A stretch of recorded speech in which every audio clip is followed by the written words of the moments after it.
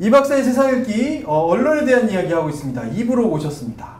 박사님께서 굉장히 그 중요하신 그 역사 이야기를 하시다가 잠깐 멈추셨죠? 저희들도 시청률을 감안해서 아주 중요한 테마에서 딱 끊었다. 그렇죠. 생각이 듭니다. 과연 이야기 이게 왜냐면 제가 요즘 언론을 이렇게 보면서 네. 이게 고질적인 문제는 결국 그거잖아요. 소위 말해서 언론에 있는 사람의 자격이 있었어요. 자격이 사람의 인격에 문제가 있다든지 과도한 욕심이나 뭐 이런 걸 가지고 있다든지 이런 사람들은 그걸 자기를 위해서 쓸 수밖에 없는 거잖아요. 그렇죠. 네, 자기를 위해서 막 쓰는 거야. 이제 곧고 정직한 사람이어야 된다. 그런 사람한테 그 일을 맡겼어요. 그 대신에 네가 그 일을 잘 하는 만큼의 대우를 잘 해줬어. 아주 그 명문화 시켰어요. 네. 대우를 잘 해줄 것. 그렇게 했음에도 불구하고 어떤 일이 생기냐면은 막 이제 떠들고 다니는 거예요. 그래서 그 왕의 그 눈과 귀를 멀게 하고. 그래서 생긴 게 이제 뭐냐면은 네. 이 풍문 탄핵이라는 게 생겼어요. 풍문 탄핵. 네. 풍문 탄핵이 뭐냐? 네. 우리도 뭐 언론에 한번 잘못 오르면 그 사람 아주 바보 되잖아요. 뭐 현직 장관도 거기에 걸리면 그만둬야 되고. 네. 근데 언론에 의한 풍문 탄핵은 많이 일어나고 있잖아요. 그래서 다산 정약용 선생이나 뭐 유성영 선생이나 이런 분들이 이걸 없애자. 그 없애자는 얘기는 뭐예요? 풍문 탄핵의 폐해가 크니까 이 사관원을 없앱시다. 네. 거기에서 뭐가 비롯되냐? 언론 탄압이 또 비롯되는 거야. 언론의 폐해가 크니까 언론 탄압. 그래서 역대 정권이 언론을 또 탄압하죠. 일제는 어떻게 했어요? 일제는 우리나라 언론을 다 없애버렸잖아요. 그렇죠. 다 없애버렸다고 또 군부독재 시절에는 어떻게 했어요? 언론도 다 없애버렸어. 그것도 그 이유는 뭐였어? 폐단이 크다. 시끄럽다. 폐단이 크다 이거야. 그러니까 그 폐단은 또 누구의 입장이냐 하는 것도 중요하겠지만 4.19 이후에 언론이 엄청나게 많이 생겼고 그 다음에 87년에 6.29 선언 이후에 언론이 많이 생겼어요. 네.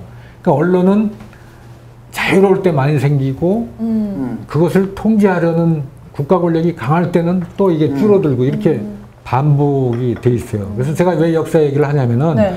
요즘 언론이 지금 어느 시기인가요?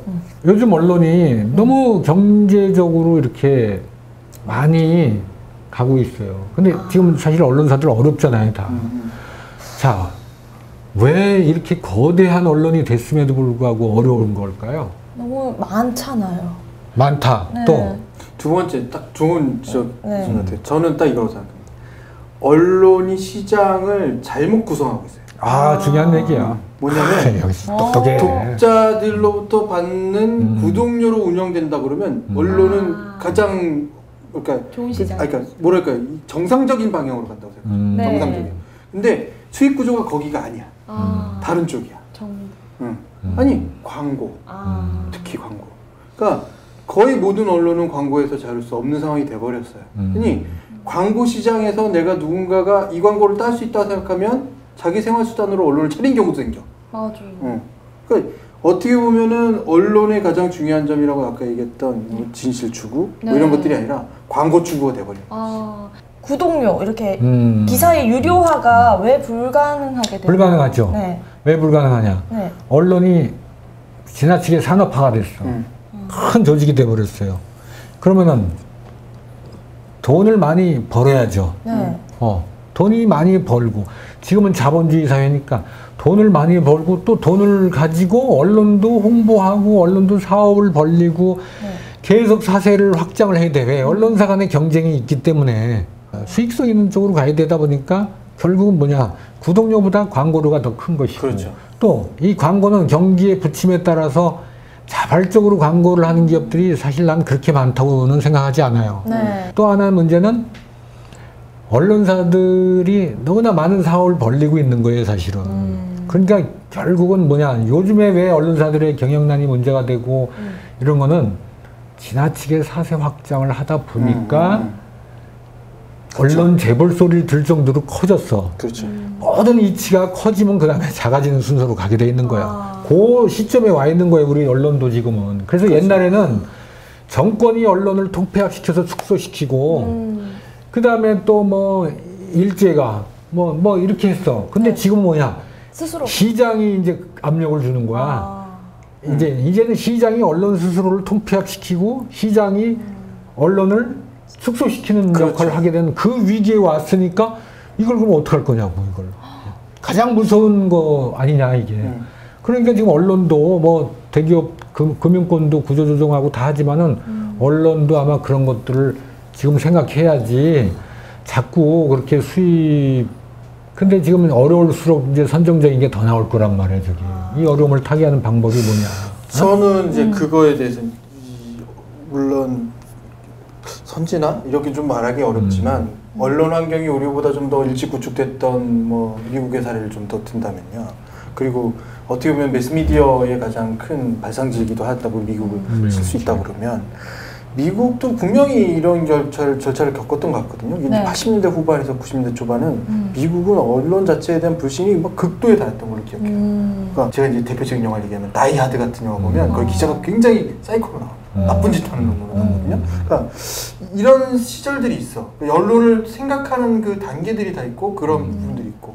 근데 거기에 또 하나의 굉장히 큰 뭐랄까요? 어떤 파격을 던진 게 전 CNN이 했다고 봐요. CNN이 뭘 던졌냐면 전쟁의 현장을 생중계하는 거예요. 모든 언론사가 속보라는 것에 대해서 엄청나게 신경 쓰기 시작합니다. 그러니까 그 속보에 또 다른 어떤 매체가 뭐가 생겼냐면 그 인터넷이 되고 순식간에 퍼져나가고 순식간에 전달할 수 있고 이것을 지배하고 있는 지배구조는 50년 전이에요. 언론은 뭐라고 생각하냐면 권위도 있어야 되고 힘도 있어야 되고 그렇지. 계몽도 해야 그렇지. 되고 말씀하신 대로 야 이거는 우리가 이 미래를 대비하기 위해서는 우리는 이런 방향으로 설정을 해야 해 라는 식으로 기사 자체를 세팅하고 혹은 신문사의 어떤 논조를 세팅하고 이런 것들이 작용하는 거죠. 그렇죠. 근데 이제 언론 재벌이라는 거는 뭐 우리만 있는 건 아니고 이제 머독이라는 그렇죠. 그런 아주 유명하신 그 노인분 계시잖아요. 네네. 32인가 3살 차이 나는 그 중국계 와이프하고 사시는 분. 네, 그렇죠. 유명하죠. 그 운동선수 출신의 뭐 그런 분들도 뭐 난 부럽진 않은데. 네. 난 부러워. 여기 이제 부럽겠지. 난 그런 기회가 없을 테니까. 20년 뒤에. 그래서 그런 이제 세계적인 그 재벌이 있지만은 그렇다고 해서 그러면은 그 세계적인 언론들이 다 건재하느냐.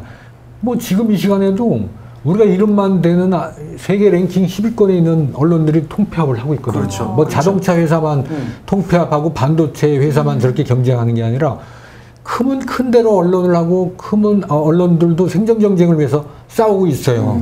근데 결국은 뭐냐면은 자기의 견고한 독자층을 만들어 놓는 언론만 사는 거예요. 그렇죠. 지금 한국에 그런 언론이 잘 아니야. 이건 되게 중요한 문제. 네.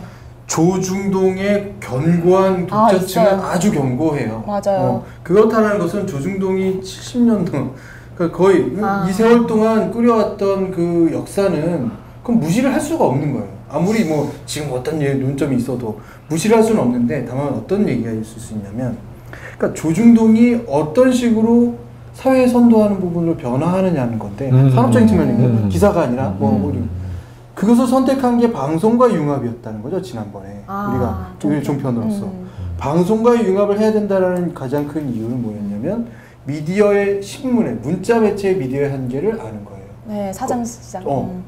대단히 중요한 논점인데 저는 어떻게 생각하냐면 이게 한 발 늦는다고 생각해요. 그 논점은 난 90년대에 끝났다고 봐요. 90년대에 방송에 접목했다면 조중동이 가지고 있는 산업적인 부분이 견고해지고 오히려 뭐 지금처럼 난립하는 어떤 다른 언론들이 없을 수도 있어요. 어떻게 보면. 왜냐하면 그 시장이라는 게 그렇게 형성이 되기 때문에. 조중동이 그 시장으로 들어가지 못하니까 나머지 틈새를 보고 들어가는 거예요. 과열돼 버리는 거지. 그렇죠? 같은 논조로 얘기하기 시장을 선도하지 못한 거라고 생각해요. 근데 지금은 오히려 한 발 늦은 거에 역으로 새로운 시장이라고 할 수 있는 어떤 인터넷 매체나 이런 것에 대한 선점을 쉽게 하지 못한 거예요. 오히려 뒤처지고 있고. 그럼 다음 단계는 뭐냐라는 것에 대한 고민? 궁금해요. 많이 하고 있을 것 같은데 사실 저는 오히려 그 다음 단계에 대해서 아무도 쉽게 얘기 못해요. 네. 95년에 인터넷 그 막 폭증할 때도 과연 인터넷이 우리 세상을 어떻게 바꿀지를 아무도 예측 못했던 거죠. 그런데 그것이 언론기관이라고 하면, 언론사라고 하면 가장 많은 정보를 다루는 곳이거든요. 네. 근데 스스로가 몸집이 느려.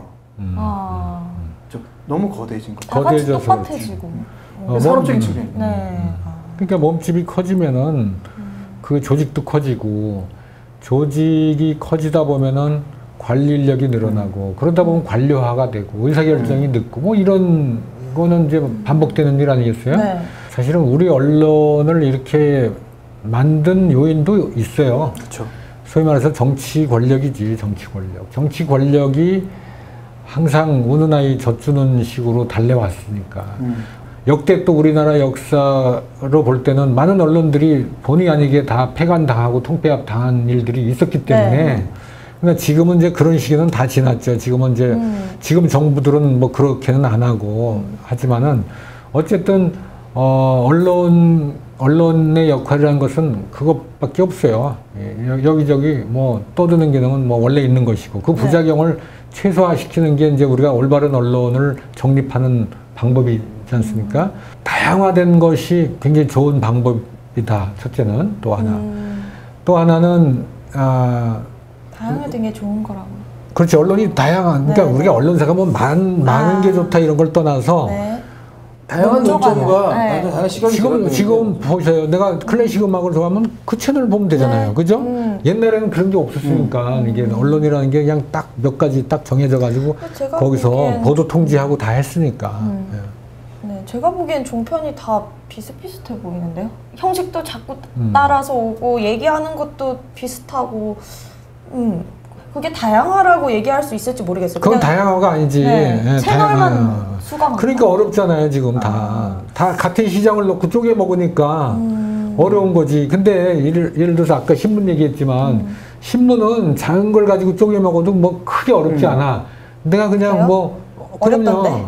경향이나 아니 어렵긴 하지만 그런 대로 이렇게 줄여 나가고 뭐 이렇게 하면 된다고. 그리고 뭐 경향이나 한겨레도 나름대로는 그 고정 독자층 매니아들이 있으니까. 근데 지금 똑같은 시장, 똑같은 성향이 있는 계층을 놓고 막 이렇게 판을 크게 벌리니까 어려운 거지, 사실은. 그런 것들이 문제죠.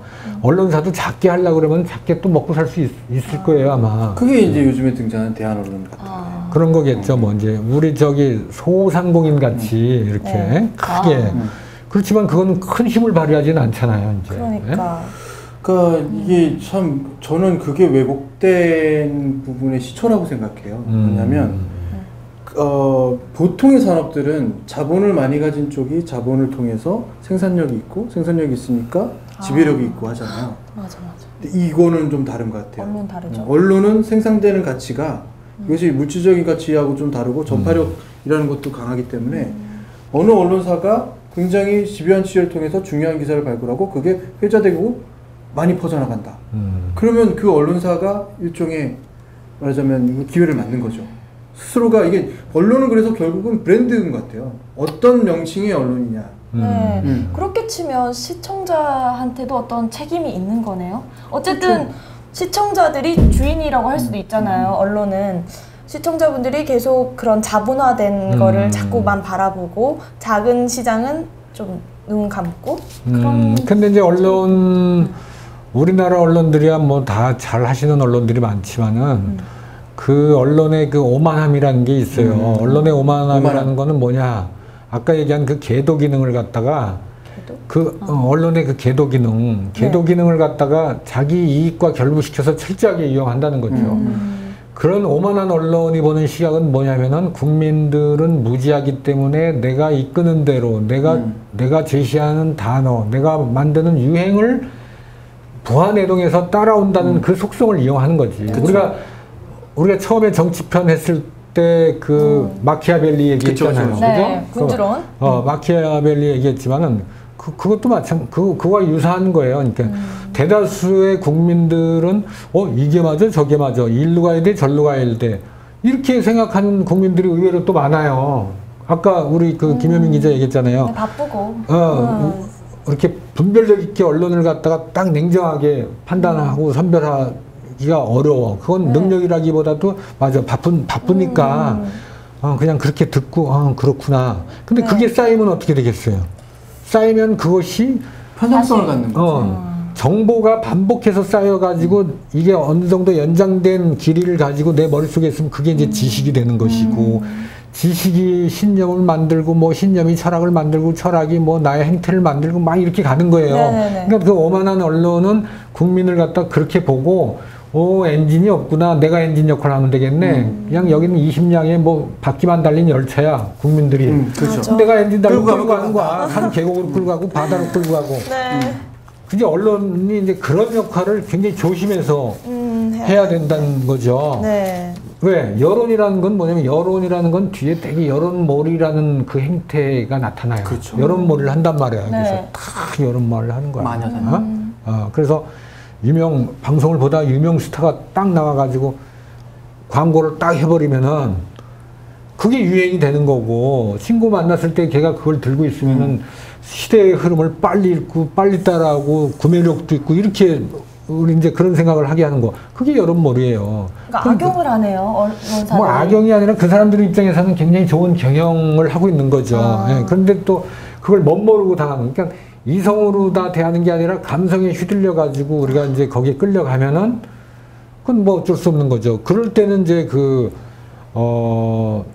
소비자로서의 책임이 거기에 있는 거죠. 네. 그러니까 저는 그 말씀 중에 이제 다시 또 이 얘기 말씀드리는데 그런 분들이 계실 거고요. 그거를 이성적으로 바라보시는 분도 계실 거고 비판 시각을 가진 분도 계실 거고. 그렇죠. 그러니까 저는 이게 되게 아까 말한 여론몰이는 여론이 정말로 대다수가 그렇게 생각한다 그러면 이미 여론이에요. 몰이가 된 완성된 여론이야. 그렇지. 그렇죠.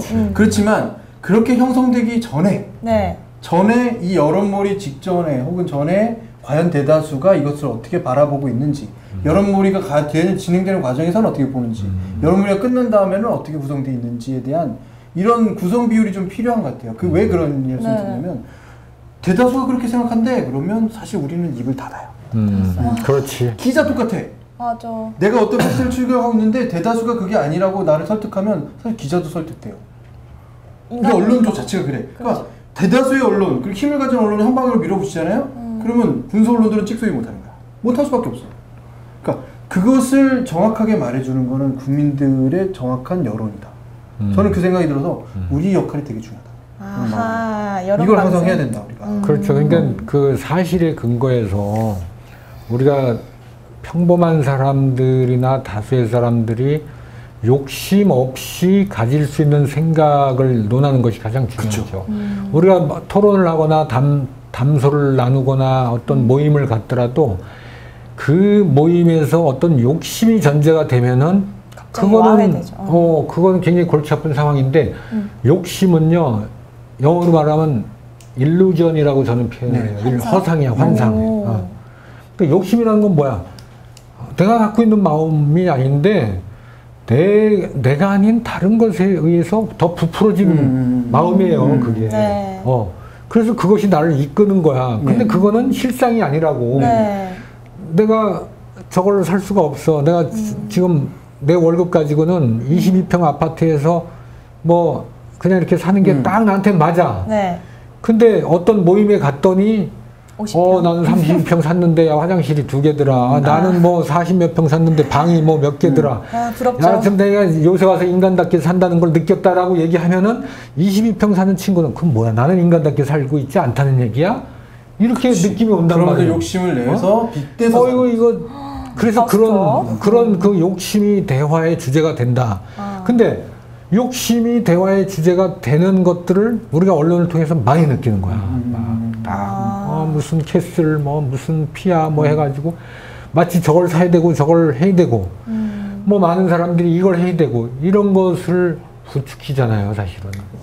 거기에서 살기 때문에 우리는 이제 그런 면에서 볼 때는 우리가 언론을 탓한다. 우리 인생 자체도 그래. 누굴 탓해가지고 되는 게 뭐가 있겠어요? 그러니까 나는 언론만 탓할 필요는 없다. 언론은 어쨌든 고도의 또 이 사회를 이끌어가는 집단이 언론이기 때문에 언론은 리더십을 가지고 있어요. 리더십을 가지고 있기 때문에 리더에 맞는 그만한 지혜와 뭐 욕심도 많고 권력도 지향하고 있고 그만한 그 맨파워도 가지고 있고 자본도 가지고 있기 때문에 그렇게 간다. 언론은 그 속성을 이해하는 것이 굉장히 중요하다. 우리는 그런 생각이 들어요. 저는 이제 거기에 덧붙이신 말씀이 이 부분입니다. 제사의 권력이라고 말씀하셨잖아요.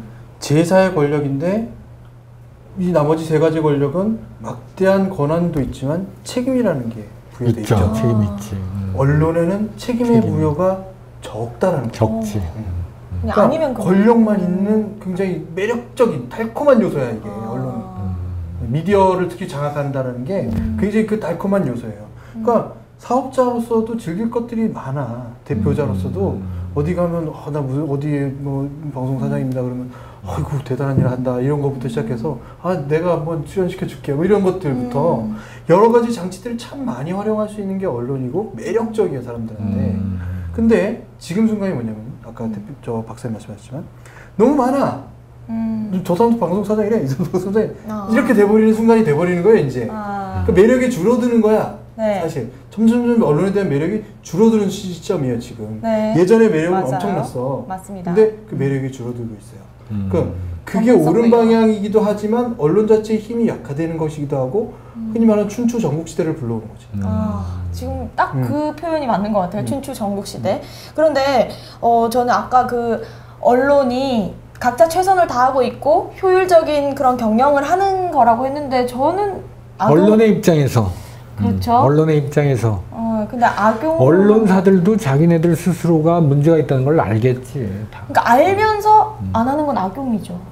못한다고 봐야지. 못한다고. 옳은 지적일 수 있어요. 네. 단 이런 것일 수 있죠.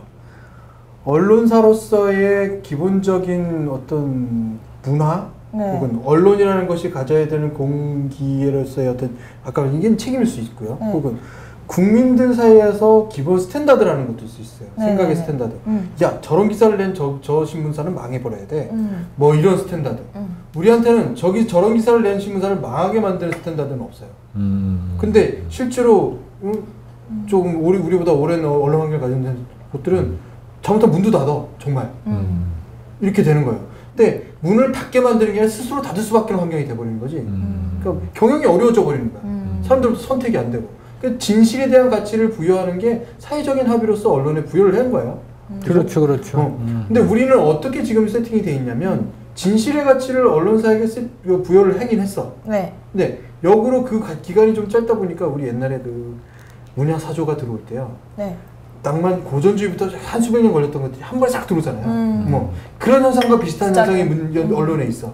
그래서 황색 언론부터 흔히 말하는 최저급의 언론부터 최고급의 언론까지가 한 회사에 있어. 각자 역할이 없어요. 그러니까 모든 것이 좀 불분명하고 헷갈리는 상태에서 다 섞여버리는 거죠. 편별력이 없어져 버리고. 그렇죠. 그래서 우리 국민들이 어떻게 생각하냐면 언론을 생각하면 머리 아프고 혼탁해. 뭐 저래. 혹은 저 정도는 해야지. 하지만 야 재밌다가 우선이야. 솔직히 말씀드리면 어떤 패널이 나와서 정치에 대한 입담을 막 서로 얘기를 해요. 말도 안 되는 소리 하는 걸 알아 국민들이요. 알아. 저건 말도 안 돼. 그래서 좀 말 참 재밌게 한다. 이 수준이야. 황색 언론 수준에 그냥 넘어가.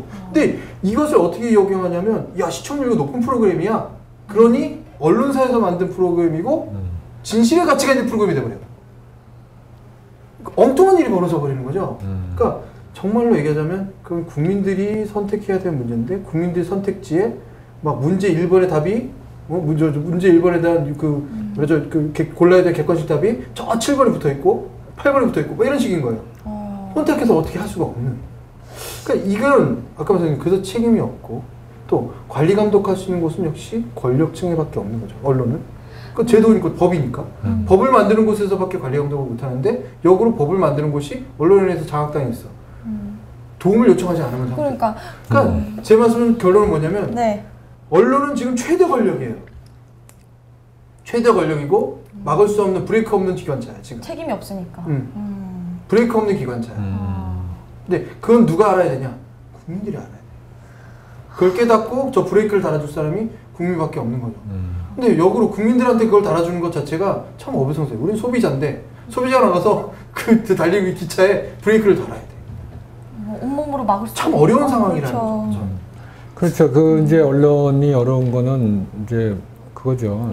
그 결국은 시장에서 저는 뭐 상당한 시장주의자이기 때문에 언론이 결국은 시장에서 소비자들한테 외면을 받으면은 아무리 감언이설을 해도 그 소용이 없어요. 네. 물론 이제 옛날에 수십 년 전부터 뭐 일제시대 도 마찬가지고 언론이 권력에 붙어가지고 그 이렇게 뭐 생겼다가 없어졌다 하잖아요. 네. 그거는 한계가 있지. 분명히 한계가 있어요. 왜냐면 우리가 국내 산업도 마찬가지예요. 정부의 어떤 보호 아래에서 있었던 산업들은 상당히 어려움을 겪게 되잖아요. 네, 그러니까 시장에서 자생적으로 잘 크지 않으면은 굉장히 어렵다. 뭐 우리나라의 뭐 예를 들어서 뭐 얘기만 해도 알 수 있는 그런 뭐 자동차 산업도 그런 면이 있었고, 그 다음에 또 뭐 담배 산업도 뭐 그런 게 있었고, 뭐 이게 정부가 칸막이 쳐주고 정부가 보호해주고 정부를 움직여가지고 어떻게 보면 일종의 부당 이득이지 뭐 시장 진입을 억제하고 거기서 혜택을 받고 지금 뭐 이동통신 그런 것도 마찬가지 아니겠어요? 시장 진입을 제한시키고 이렇게 함으로 해서 특혜를 받는 거지. 그러니까 네. 정부는 막강한 힘을 가지고 있으니까. 언론도 그런 유사한 면이 있지. 이제 허가권을 가지고 있으니까. 근데 지금은 그것이 최소의 뭐 어떤 그 필요 요건은 될지 모르지만 충분 요건이 되고 있지 못하다. 내가 그렇게 어렵게 허가를 받았지만은 시장에서 외면받으면은 그것도 비싼 돈 들어가서 허가받느라고 고생만 하고 소용이 없는 거예요. 그렇죠. 네. 그러니까 결국은 아까 얘기한 대로 언론 본연의 자세 있잖아요. 네. 항상 본연의 그 진실이 통하는 거야. 이렇게 시간이 가면은. 그러니까 본연의 자세가 제일 전 중요하다. 여기서 이 영상을 봐야 될 것 같아요. 나옵니까? 네, 제가 제가 언론인이 되고자 마음을 먹었던 그 미국 드라마 뉴스룸. 아유, 좋은 네. 걸 아주 가져오셨네. 한번 보면서 과연 이상적인 뉴스는 어떤 것이고 우리가 바라는 언론은 어떤 것인지 알 수 있을 것 같아요. 근데 영어인데요? 뭔데? Good evening. I'm Will McAvoy. This is Newsnight. And that was a clip of Richard Clarke, former counterterrorism chief to President George W. Bush, testifying before Congress on March 24th, 2004. Americans liked that moment. I like that moment. Adults should hold themselves accountable for failure. And so tonight, I'm beginning this newscast by joining Mr. Clarke in apologizing to the American people for our failure. The failure of this program during the time I've been in charge of it, to successfully inform and educate the American electorate. Let me be clear that I don't apologize on behalf of all broadcast journalists, nor do all broadcast journalists owe an apology. I speak for myself. I was an accomplice to a slow and repeated and unacknowledged and unamended train wreck of failures that have brought us to now. I'm a leader in an industry that miscalled election results, hyped up terror scares, ginned up controversy, and failed to report on tectonic shifts in our country, from the collapse of the financial system to the truths about how strong we are to the dangers we actually face. I'm a leader in an industry that misdirected your attention with the dexterity of Harry Houdini, while sending hundreds of thousands of our bravest young men and women off to war without due diligence.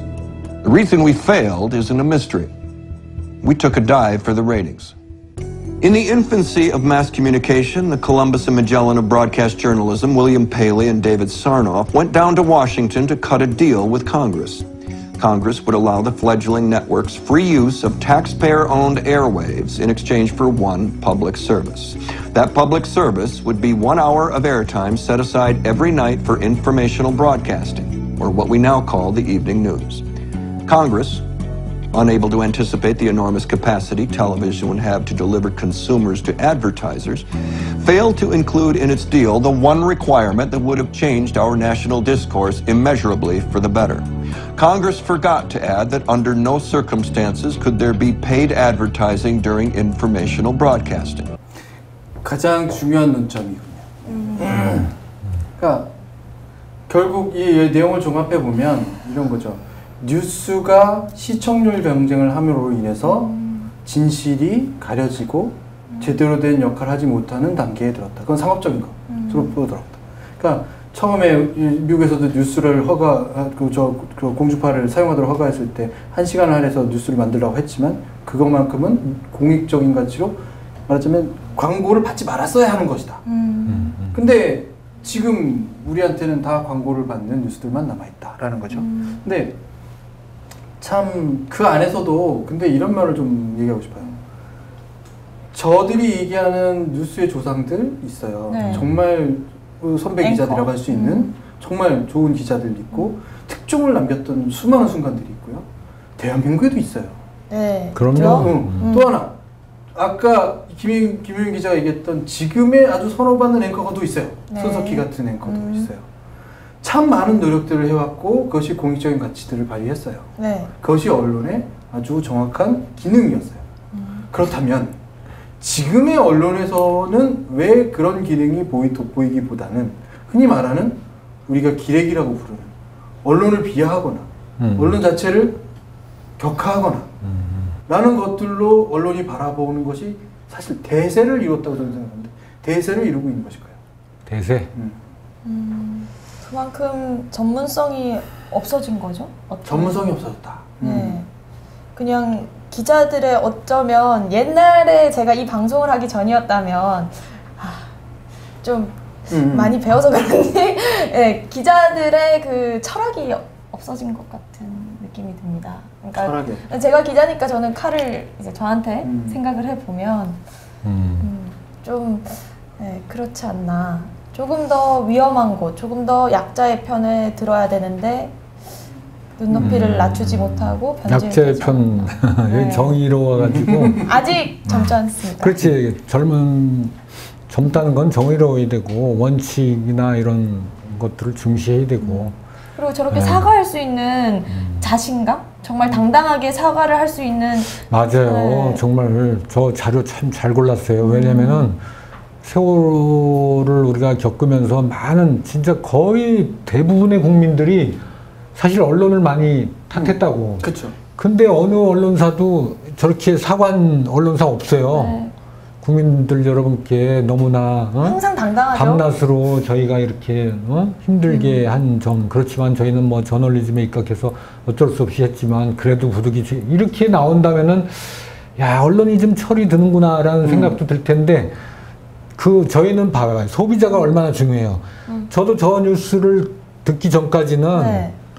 저렇게 사과해야 된다는 걸 몰랐어요. 좀 그러네요. 그거는 정말 저렇게 사과도 할 수 있는데 우리는 안 하는구나. 너무나 좋은 자를 만들어내. 이게 MVP가 또 이게 이쪽으로 막 가는 자료에 가장 핵심적인 게 중요한 거니까. 그럼요. 근데 저는 뭐 이제 주변에서 우리 김 PD 오랫동안 이제 이쪽에 언론 쪽에 있었으니까 만나는 기자 하나하나가 그렇게 다 우리가 정말 그렇게 나쁘고 아니요. 그런가요? 그렇지 않죠. 네. 여기 보면 네. 과도한 업무량, 박봉, 미래에 대한 불안감 이런 구조로 인해서 기자들이 사명감을 갖기가 어렵다. 현실적인 얘기죠. 역으로요. 기자에게 있어서 가장 큰 자부심은 기사였어요. 무슨 얘기냐면 그러니까 신문 우리 선배들을 말씀드리겠습니다.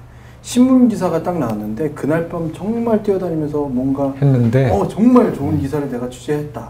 그날 아침에 가판대에서 신문을 읽고 있는 사람들이 있잖아요. 근데 신문을 평상시에 이렇게 해서 하나씩 이렇게 사던 것들을 그것에 막 모여서 신문을 막 읽고 다 펼치고 있고 이 모습 자체가 커다란 보상인 거지. 근데 지금 세상이 바뀌었잖아요. 어디에나 정보가 도처에 있고 그런 프라이드를 느낄 수 있는.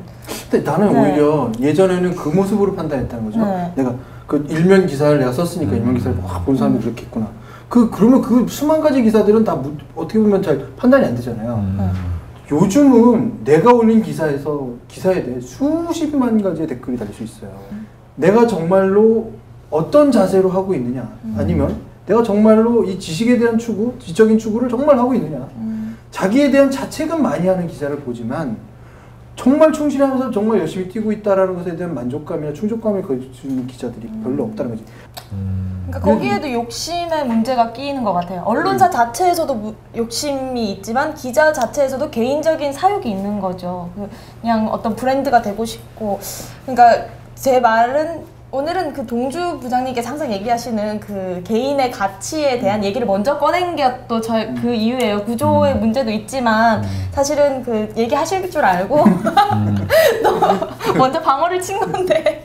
근데 역으로 이건 있어요. 그러니까 그게 김효인 기자한테는 굉장히 불편하게 들린 건 맞아요. 왜냐면 기자로서 활동을 하겠다고 한 사람에게 있어서는 복지가 필요하죠. 그런 거 있죠. 취재 현장을 가잖아요.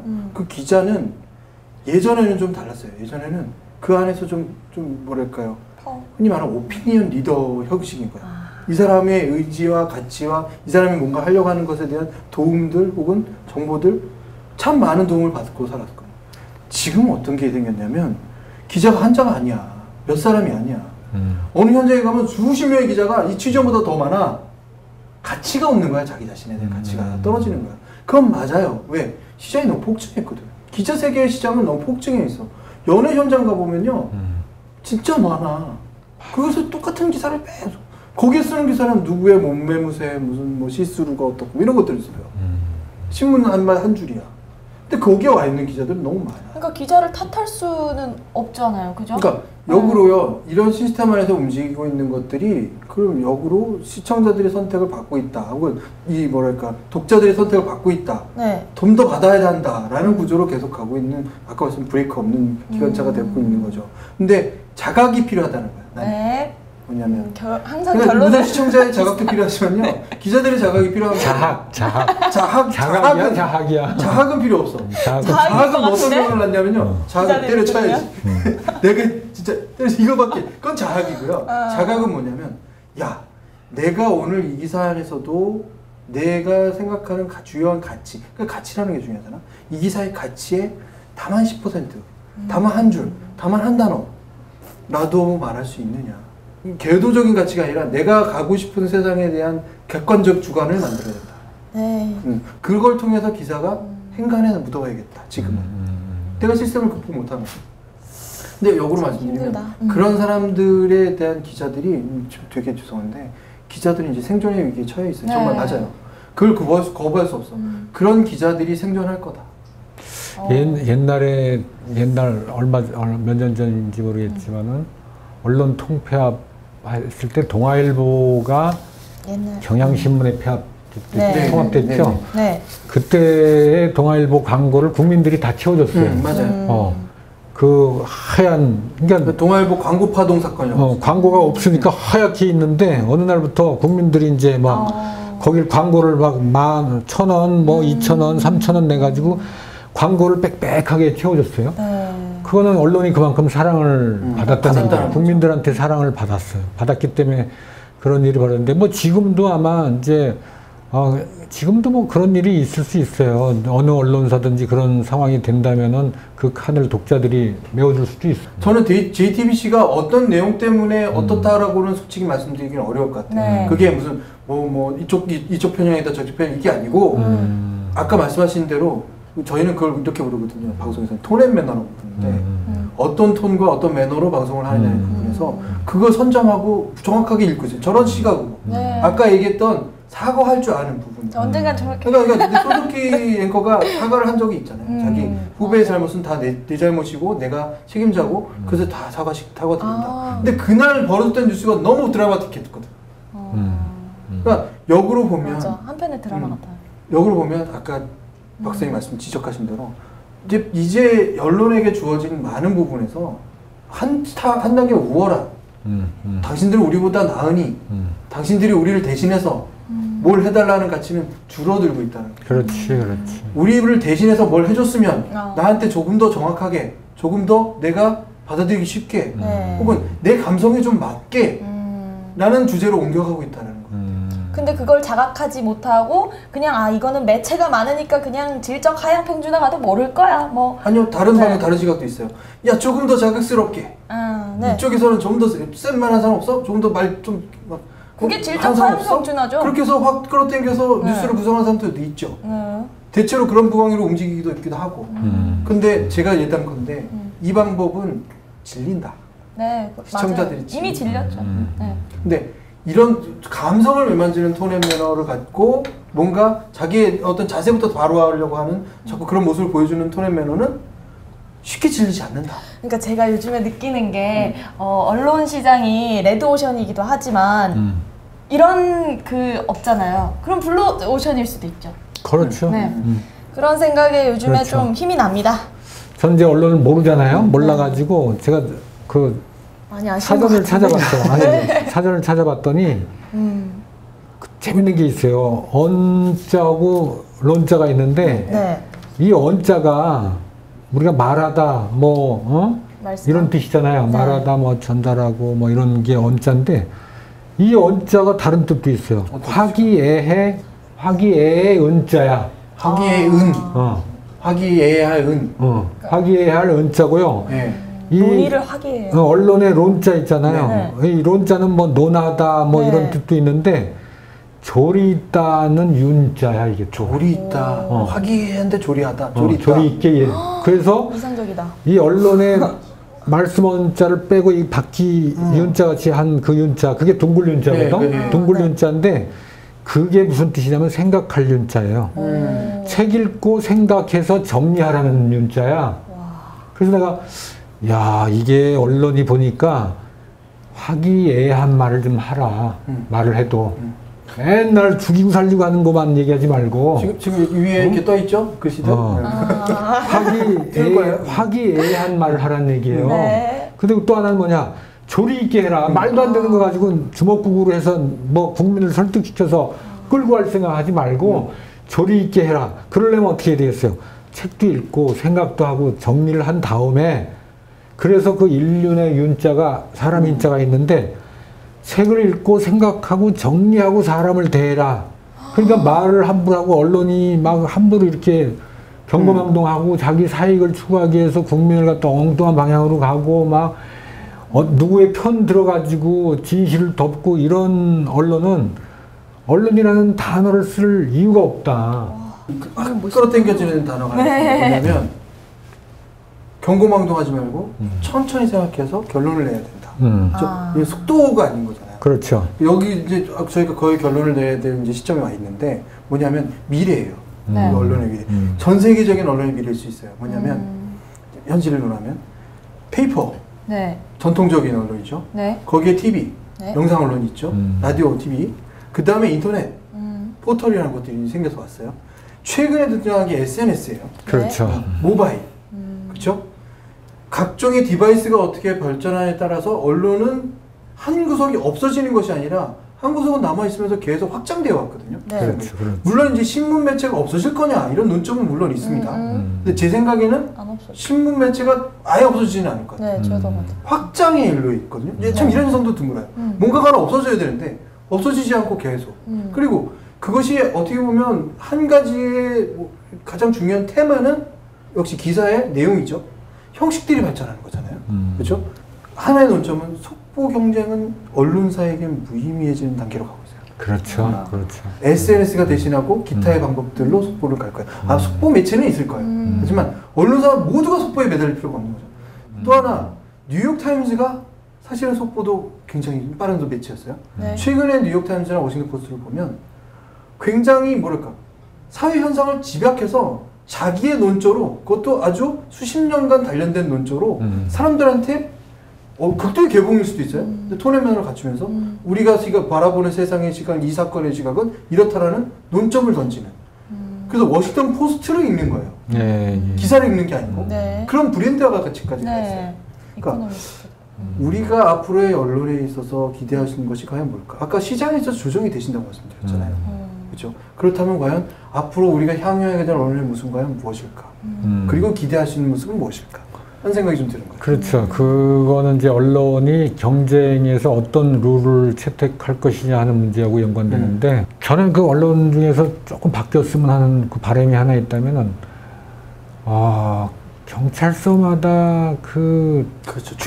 출입 기자들이 있어가지고 죽이고 살리는 거를 그렇게 잘 보도를 하는데 누구한테나 도움이 될 수 있는 그런 쪽을 좀 보강을 더 하고 네. 그쪽은 좀 줄이고 맞아요. 이렇게 해야 되는 거 아니냐. 왜 스티그마 효과라고 하시는지 모르겠어요. 스티그마 효과라는 게 있잖아요.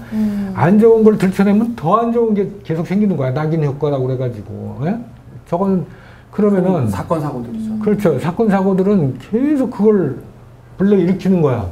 그래서 저는 생산적이고 창조적인 쪽에 언론이 좀 더 많이 자원 배분을 좀 했으면 좋겠다. 또 하나는 국가의 이익을 위해서 국내에서의 어떤 싸움이나 경쟁에 몰입하지 말고 언론도 국제화돼 가지고 국가 대 국가의 경쟁에서 언론의 역할이 중요하지. 제가 제 사적인 얘기인데 제가 외국에 있을 때 이렇게 보니까 함부로 이렇게 외국 제품이나 외국의 장점을 그렇게 보도를 잘 안 해주더라고요. 그게 참 인상적인 거야, 그게. 우리는 뉴스에서 막 외국 좋은 거 막 하잖아요. 막 외국 관광지도 막 쫙 비춰주고, 외국 차량이나 이런 것들도 외국 회사에서 시속 몇 킬로를 개발했습니다. 인류 차량의 역사가 바뀌고 있습니다. 해놓고 그 외국 차량을 보여준다고. 광고로 치면은 엄청난 광고지, 그게. 그죠? 맞아요.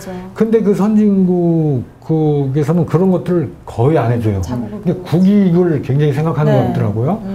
야, 그래서 내가 그걸 보고 우리 언론도 국익을 많이 좀 생각해야 되겠다. 맨날 사고 나는 거 타전해가지고 막 전 세계에 알리지 말고 우리 잘하는 거 물론 안 받아줄 수도 있어요. 그런 거. 안 받아준다 하더라도 좀 그런 쪽으로 해서 좀 부가가치적인 쪽으로 언론의 방향을 좀 많이 잡아라. 그게 아마 제가 생각하기엔 워싱턴 포스트를 인기에 만드는 그런 언론으로 성장하는 거 아닐까요? 말하자면 그렇죠. 사건을 보도를 안 할 수는 없지만 그 사건에 대한 선정적인 것이 아니라 사건이 우리가 가치를 받아들이는 것들은 그렇죠.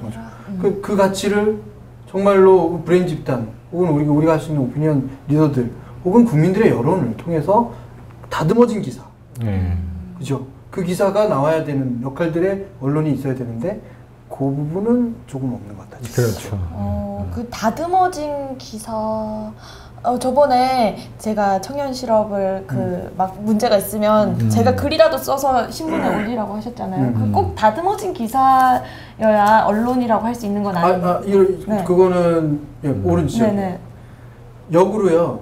그 신문 기사를 그렇게 올리라고 하는 그 많은 연점들은 뭐냐면 이 참여 계층이 기자라는 건 소수의 집단이에요. 소수의 집단이 아닌 나는 대중의 참여로 기사가 완성된다고 보는 거거든요. 수많은 논점들이 제시되는 거는 기자의 논조로서가 아니라 일반 대중들의 논조로서 제시되는 많은 이야기들이 있는 거예요. 그게 SNS고요. 그게 인터넷인 거고 그게 댓글인 거고. 막 올라오기 시작하면 그걸 기자라는 역할은 뭘 해야 되냐면 비중도 좀 재고 이것이 정말로 타당한 주장인가에 대한 검증도 하고 독특한 시각을 제시한 사람이 있으면 가서 취재도 하고 그러니까 나름대로 이 대중들이 이야기하는 부분에서의 이해 기반을 가진 자기 생각만으로 주관을 객관화하고 했지만 얼마나 많이 제가 객관화를 한다고 해서 자기 주관이 객관화가 되겠어요. 이런 부분으로 성장해야 된다는 거죠. 이제는 앞으로. 그러니까 지금까지 제가 말씀드린 대로 기자는 나는 추천한 사명감으로 일하는 거니까 내가 별도의 인간이 아닌 신의 영역에 들어가는 이런 존재에 비슷해요. 나는 정말 냉혈한이고 기사 현장에 가면 난 눈물 흘리지도 않고 이런 시각들이 있어요. 실제로 그걸 자기의 우수성으로 인정하는 사람들도 많아요. 그렇죠. 그래서 사람이 불타서 죽어도 촬영하잖아요. 그렇죠. 그걸 구해줄 생각 안 하고. 그게 플리처상도 받았죠. 그렇죠. 그러니까 이런 구조에 있는 비인격적인 인간들이 기자의 어떤 대단히 중요한 수미성처럼 보이고 이렇게 되는 것들이 이건 조금 왜곡돼 있다고 저는 보는 거예요. 그거는 사실 촬영하는 로봇이지. 그러니까 거기서 가장 이제부터 발전하는 거는 SNS고 기타의 의견을 위해서 수만 가지의 다른 기사를 제공하는 사람들이 있어요. 자기 논조로 기사를 블로그도 올리고 뭐도 올리고 막 올라가는 거잖아요. 근데 그 중에 아까 블로거 말씀하셨지만 그런 블로거가 정말 기자가 돼버리는 거야. 많은 사람들의 이야기, 많은 언론들이 했던 이야기를 다 수집해가지고 정말 집약적으로 정갈한 기사를 만드는. 그러니까 말씀을 들어보니까 언론이 아까 권력층이었잖아요. 그러니까 그 권력을 내려놓는 자세가 기자에서부터 시작하는. 난 그 말 딱 마음에 들어. 언론은 권력이 아니라 서비스층으로 내려가요. 그럴 때 이런 가치가 생기는 거예요. 권력은요 혐오 시비로. 그렇죠. 이 권력 오면 뭔가요? 그렇죠. 그래서 그 언론사들의 그 흥망사를 보면은 결국은 권력에 의해서 살아남기도 하고 권력에 의해서 없어지기도 했지만은 그래도 결국 남는 것은 국민 속에 뿌리 내린 언론들은 죽었다 하더라도 결국 살아나더라고요. 그래서 그런 근본적인 가치 중심의 언론이 필요하다. 또 하나는 언론이 뭐 정론을 표방하고 저는 그것도 중요하지. 그러나 이제 언론들이 국민 행복이라든지 국가 경제 성장이라든지 이런 보편적 가치, 근본적인 가치를 중시하는 것이 오히려 앞으로 언론의 사명이 아닌가 이런 생각이 들어요. 오늘 거의 뭐 제가 인생의 길을 찾은 것 같습니다. 어떤 언론이 됐으면 좋겠어요, 효영 기자한테? 월급 많이 주는 회사? 왜 이래요? 지금 오늘 끝에 기분 상하게 하네. 그런 언론이 한번 돼봐요. 우리 김 기자는 저희가 어렸을 때 기자하면 생각나는 게 어떤 거였는지 밤새 담배 피면서 추운데 막 하고 원고 쓰고 안 되면은 가서 안 받아들여지면 괴로워하고 이런 그 어떤 인간적인 모습에서 참 저 멋있는 직업이다. 근데 지금은 이제 그러면 집에서 쫓겨나겠지. 이게 경제적 능력도 없이 너 혼자 열심히 하냐. 그래도 그런 모습을 어딘가는 가지고 있어서 언뜻 비춰주는 기자가 있다면은 언젠가 그게 큰 빛을 볼 거예요, 그죠? 이게 경종이라는 거잖아요. 경각심을 일으키는 종. 근데 그 경종이야 말하자면 되게 큰 소리는 아니거든. 잔잔하죠. 들릴 듯 말 듯하게 들려올 때 그것이 들리는 사람에게는 각성이 되고 이런 거잖아요. 그러면서 세상이 변하는 거고 그게 기자로서는 최대의 꿈이긴 해요. 내가 쓴 기사 하나가 세상을 바꿔. 근데 바꾼다라는 것만이 중요한 게 아니라 좋게 바꿔야지. 나쁘게 바꾸는 건 안 되는 거죠. 근데 그런 꿈을 꾸는 사람들이 기자긴 해요. 정말로. 그리고 아까 정가란 기사를 만든다고 하잖아요. 정가란 기사는 결국 그 경종의 역할도 겸하는 거라고 생각해요. 정말로 이런 거잖아. 시청률이라는 거는 사람들이 선호하는데 그 선호하는 게 욕구나 혹은 아까 말한 선정성에 치우쳐 있는 것일 수 있는 거예요. 그 치우쳐져 있는 사람들에게 경종을 울린다고 하면 그건 되돌아오게 만드는 거잖아요. 맞아요. 가치로부터 되돌아오게 하는 거. 그렇죠. 그러니까 이게 기자라는 거. PD님 기자가 되셔야 됐을 것 같은데. 기자도 했었긴 하지만. 근데 그래서 보면은 이렇게 뭐 언론에 대해서 비판적인 시각이 있지만은 또 자기가 선호하는 언론에 대해서 비판 안 해요, 국민들이. 그러니까 내가 보기 싫은 언론이 반 이상이고 또 입장을 또 이쪽으로 갖고 오면 내가 또 보기 싫은 언론이 또 반 가까이 되고 이렇게 돼 있어요. 적어도 제가 만난 그 수많은 그 기자분들 보면은 다 열심히 성실하게 위장병 걸려가지고 기사 쓰고 진짜 그런 분들 많아요. 맞아요. 술 먹어서 위장병 걸리기도 했겠지만은 대부분은 마감 시간에 내가 가장 좋은 것들을 보내야 되겠다는 강박관념 그리고 쉽게 타협하지 않으면서 기자 정신을 가지고 이렇게 예리하게 물어보고 캐치하는 그런 기자분들을 저는 사실 99% 이상을 만났기 때문에 그런 분들한테 이 사회가 더 힘을 주고 격려하고 자극을 주면은 우리 언론 환경이 지금 안 좋아지기 때문에 오히려 그런 위대한 언론인들이 많이 나올 가능성이 더 잘 보이죠. 좋죠, 그죠? 더 잘 보이죠. 그래서 그런 분들이 좀 이렇게 빛을 낼 수 있도록 격려의 박수. 여론 방송에서 힘을 한번 줍시다. 자, 그러한 그 건전하고 국민을 위해서 존재하는 언론이 많이 나올 수 있도록 힘을 모아서 팍 밀어줍시다. 하나, 둘, 셋. 이 박사의 세상 읽기 언론편이었습니다. 이렇게 마치겠습니다. 시청자 여러분 감사합니다. 고맙습니다. 감사합니다. 오늘 너무 많아서 제가 곱씹어 봐야 될 부분이 많은 것 같은데요. 특히 박사님께서 얘기하신 그 언론의 한자풀이 정말 감명 깊었습니다. 화기애애하게 조리 있게 그런 언론인이 되도록 노력하겠고 또 PD님께서 얘기하신 그 경종을 울리는 듯한 그런 기사를 써라. 네, 오늘 두 말씀 가슴에 새기겠습니다. 역시 오늘도 박사님이 정답을 저한테 주시네요. 그러니까 근본, 원론 이게 모든 것에 아주 지배할 거다. 그 지금의 시장 환경에서 언론이 굉장히 혼탁하다는 것은 그리고 시장이 모든 것을 정리할 거다. 전 이 말씀이 참 마음에 들고요. 효민 기자가 했던 말 가운데서는 나도 이런 언론인이 되고 싶어요 라는 것. 전 기대가 참 많이 됩니다. 고배였습니다. 김 PD가 뭐 경종이 뭐 조그만 소리로 나는데 그걸 귀를 기울여야 된다 그러는데 꼭 나한테 하는 소리가 아니가지고 사실 경종은 조그맣게 나지만은 크게 나는 소리는 사고 나는 소리잖아요. 그렇죠. 뭐 뻥 터진다든지. 경종이 이렇게 조그맣게 들릴 때 그때 듣는 사람이 결국은 좋은 결과로 가지 않을까. 참 좋은 말 같습니다. 감사합니다. 우리 김효민 기자는 질문을 좋은 질문을 많이 해가지고 예, 오늘 자료 특히 아주 좋았어요. 예. 그건 인정. 이제 자료 경쟁인가? 대한민국 언론에 바라는 점이 있다면요? 네. 바라는 점이 너무나도 많은데 김효민 기자를 써주세요 이런 거잖아. 왜 이러세요? 저 이제 사육을 벌여가는 그런 과정에 놓여 있는 사람입니다. 네, PD님. 네, 저를 이제 그런 철없는 20대로 보지 말아주세요. 좀 들고 있는 것 같기도 해요 요즘에. 그런가? 언론은 참 동종이잖아요. 제가 직업을 가지고 있는 거에서 동업자이기도 하고 많은 것들이 있는데 현장에서 만나면 참 두 번만 인사하면 금방 친구가 되는 기자들도 참 많아요.